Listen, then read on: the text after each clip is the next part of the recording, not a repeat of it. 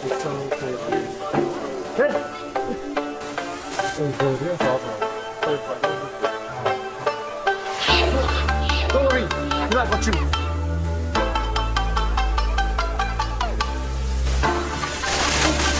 Whoa! Hey, don't go me. Go algae. The future is algae. I'm Adi, that's Kyler, Dao, Royce, Nathan, and Andrew, and we are Team LMG, a sustainable energy firm that aims to work with the government to integrate algae farming into up-and-coming urban developments in Singapore. So let's dive right in.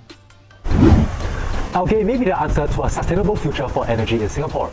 By integrating photobioreactors filled with algal cultures into Singapore's urban landscape, we here at Team LMG believe that algae biofuels are the next step in Singapore's sustainability journey. But how is Singapore currently generating our energy? We generate 95% of our energy from the combustion of liquefied natural gas, or LNGs, which is all imported from Malaysia and Indonesia. Although the government has recently built a new LNG terminal on Jurong Island, it only serves to store and process imported LNGs and does not increase our self-sufficiency. Although LNGs emit significantly less carbon than the other fossil fuels, it is simply the lesser of three evils: coal, oil, and natural gas. For example, it emits 60% less CO2 than coal. However, it is neither a green, renewable, or sustainable form of energy.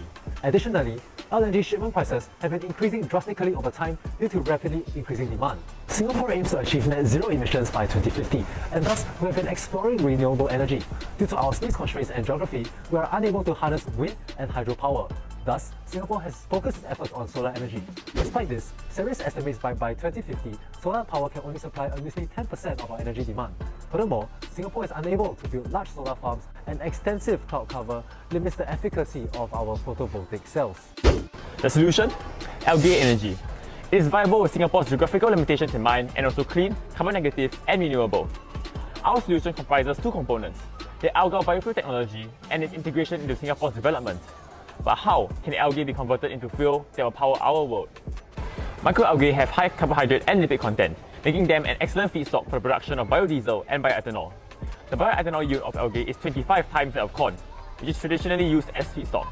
Similarly, the oil production of microalgae is 16 times that of the world's most ubiquitous oil source, palm oil. Now, let's talk science.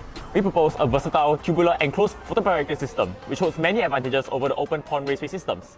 Here are the rough specs for our system. Maintaining the composition of the algal broth and optimal conditions for algal growth helps to create a productive and cost-effective energy source.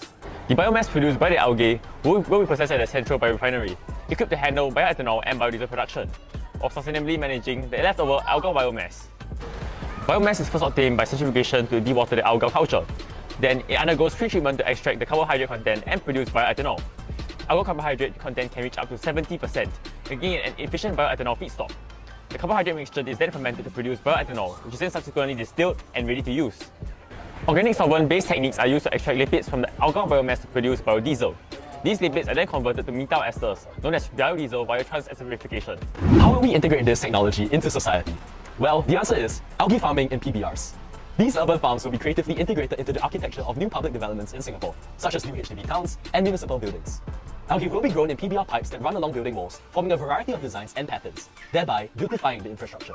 Building rooftops can also be utilized to set up mini farms. Lastly, PBR tanks can be embedded into pavements.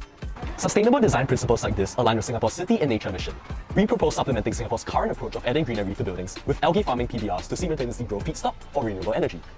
Algae can be periodically harvested from the PBR system and transported to the biorefinery, where it is converted to biomass and subsequently our two forms of biofuel. What makes this a winning solution? Algae energy is significantly more suited to Singapore compared to other renewable energy sources, such as wind and hydropower. Meanwhile, our solution can be easily integrated into Singapore's concrete jungle. At the same time, our PBRs make our urban landscape more aesthetic and unique. They also improve local air quality and aid in temperature regulation. The introduction of algae biofuels will also create more jobs for Singaporeans in the energy sector. It will also reduce our reliance on imported LNGs, increasing our self-sufficiency and energy security. Most importantly, algae energy will cut down our carbon emissions greatly and ensure Singapore does its part in combating climate change. But what about the financial feasibility of our project?